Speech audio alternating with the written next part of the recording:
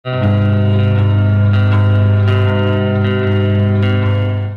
magandang umaga mga kaibigan ng Sabado, August 3, 2024. Update po tayo sa lagay ng ating panahon, pero bago yan tayo magpatuloy, palike and subscribe po muna kaibigan ko. Kung di ka pa nakasubscribe, and pahit po ng notification bell para notify ka sa ating mga uploads. So mga kaibigan, patuloy pa rin po nating binabantayan eto nga pong southwest monsoon or hanging habagat na nakakaapekto po ngayon sa western section po ng Visayas at ng Mindanao.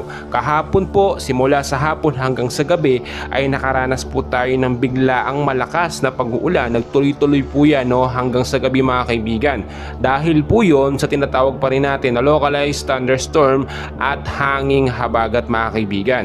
Pangungunahan ko na kayo as of now, wala pa naman pong nakikitang bagyo, tropical storm sa loob ng Philippine Area of Responsibility. So dapat maging handa pa rin tayo kahit wala pong bagyo mga kaibigan na binabantayan.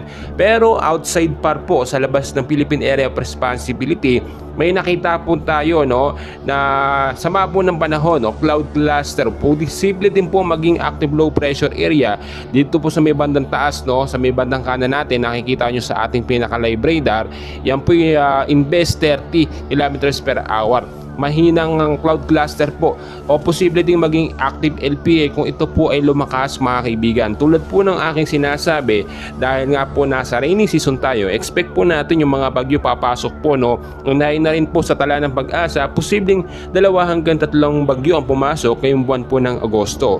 So forecast weather conditions po natin ngayong umaga po mga kaibigan ng Sabado. Narito po yung mga lugar po na apektado po ng southwest monsoon para maging handa po tayo mandang hapon po sa gabi sa mga biglaang pag-uulan. Sa area po ng Western Visayas, Negros Island region, Zamboanga Peninsula, Northern Mindanao at Palawan, maulap po na kalangitan ang mararanasan dyan, especially sa hapon hanggang sa gabi. Pagdating naman po sa may paggabi na, mga isolated light rains, so heavy rainfall, heavy rainfall yung ating naranasan kahapon. Kaya naman po kung kayo lalabas ng mga kabahayan sa hapon, ugaliin po magdala ng payong, jacket, kapote, panlaban po sa mga biglaang pag-uulan. Samantalang sa area po ng Metro Manila at the rest po ng ating bansa, apektado po ng localized thunderstorm. So asahan po ang maulap na panahon sa bandang hapon, tapos po mga mahinang hanggang sa paglakas sa pag-uulan pagdating naman sa gabi. So mas maganda kung hindi naman kayo importanteng lakad sa hapon, wag na po tayong lumabas dahil bigla ang pag-uulan po ang ating mararanasan. Kung importanteng lakad, magdala po ng payong, jacket, kapote at yung ating mga anak po na papasok po sa eskwela sa umaga, pabaunan po natin ng payong para in case magkaroon ng biglang pag-ulan ay nakahanda po.